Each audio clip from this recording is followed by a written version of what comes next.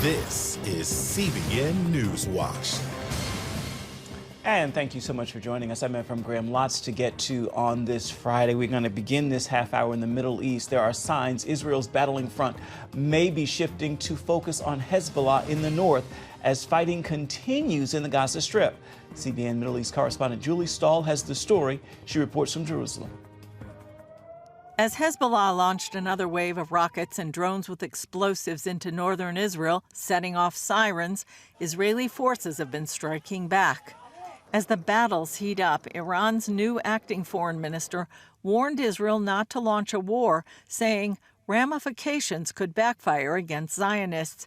And he said Israel would find itself in a quagmire if it launches a full-blown war against Hezbollah in Lebanon, which he called the cradle of resistance.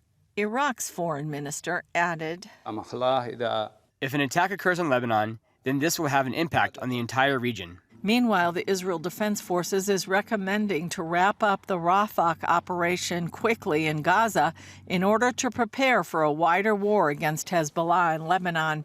This comes as the Iranian-backed group has upped its strikes against Israel to hundreds a day. Fires broke out in the Golan Heights and elsewhere in northern Israel, as well as in Lebanon from the increased activity in the Middle East dry season. The IDF troops have been carrying out exercises training for combat in the northern arena for the past 2 weeks. Meanwhile, in Gaza, Israeli forces located a Hamas tunnel shaft in Rafah that led to the terrorists' underground compound, as well as large quantities of weapons after terrorists emerged from a building firing at them.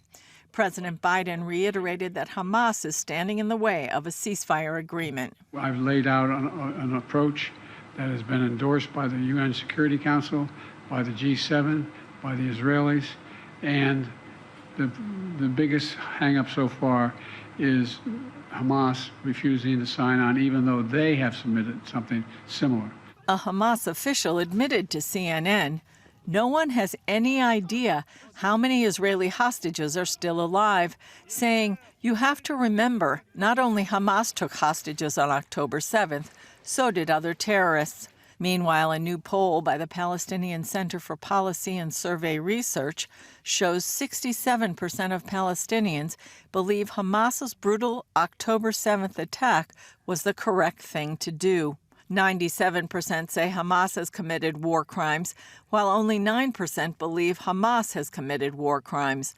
And 71% of Palestinians believe Hamas should still rule the Gaza Strip after the war. Julie Stahl, CBN News, Jerusalem. Going to turn now to those anti-Israel protests that rocked American college campuses this spring. New York leaders say outside groups